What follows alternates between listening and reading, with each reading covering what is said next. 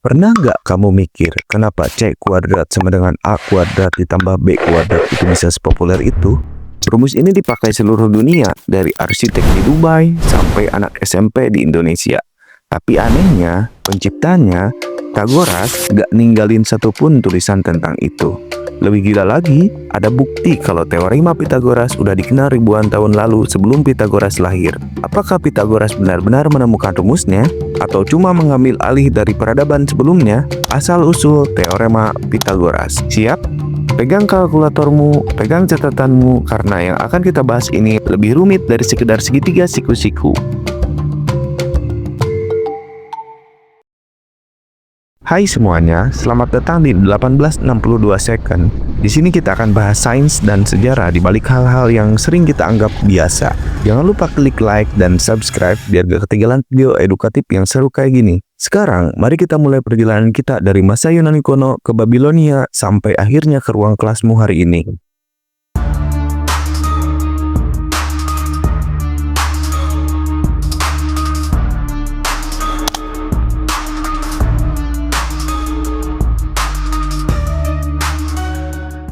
Pythagoras lahir sekitar tahun 570 Masehi di Pulau Samos, Yunani. Ia dikenal bukan cuma sebagai matematikawan, tapi juga filsuf, pemimpin sekte spiritual, bahkan dianggap setengah dewa oleh pengikutnya. Ia mendirikan komunitas bernama Pythagorean Brotherhood, semacam kelompok rahasia yang percaya bahwa angka adalah inti dari segala sesuatu. Mereka tidak hanya belajar matematika, tapi juga musik, astronomi, dan spiritualitas. Buat mereka, angka bukan cuma alat berhitung, tapi simbol harmoni alam semesta. Tapi hidup Pythagoras juga penuh kontroversi. Ia kabur dari tanah kelahirannya, sempat tinggal di Mesir dan Babilonia, belajar dari para pendeta dan ahli matematika kuno. Dari sinilah banyak sejarawan percaya bahwa Pythagoras sebenarnya hanya meneruskan ilmu yang sudah ada ribuan tahun lalu sebelumnya. Misalnya, tablet Babilonia bernama Plimpton 322 yang ditemukan di Irak, berisi perhitungan segitiga siku-siku dengan akurasi luar biasa, sekitar tahun 1800 Masehi, jauh sebelum Pythagoras lahir. Jadi, mungkin teorema Pythagoras itu bukan ciptaannya, tapi mungkin juga Pythagoras bukan pencuri ide.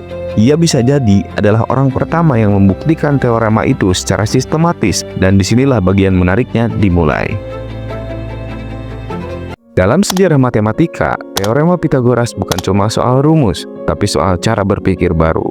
Kalau sebelumnya orang hanya tahu bahwa kalau sisi ini segini, maka sisi satunya segitu. Pythagoras dan murid-muridnya berusaha membuktikan secara logika kenapa itu bisa terjadi. Mereka menemukan bahwa dalam segitiga siku-siku, luas persegi di sisi miring sama dengan jumlah luas persegi di sisi lainnya. Setelah Pythagoras wafat, ilmuwan besar bernama Euclid menulis buku legendaris berjudul Elements. Di sana ia menuliskan pembuktian formal pertama teorema Pythagoras. Dia bukan cuma nunjukin hasilnya, tapi juga mengapa dan bagaimana rumus itu bisa berlaku. Dari sini, dunia mengenal matematika bukan sekedar hafalan, tapi logika yang bisa dibuktikan.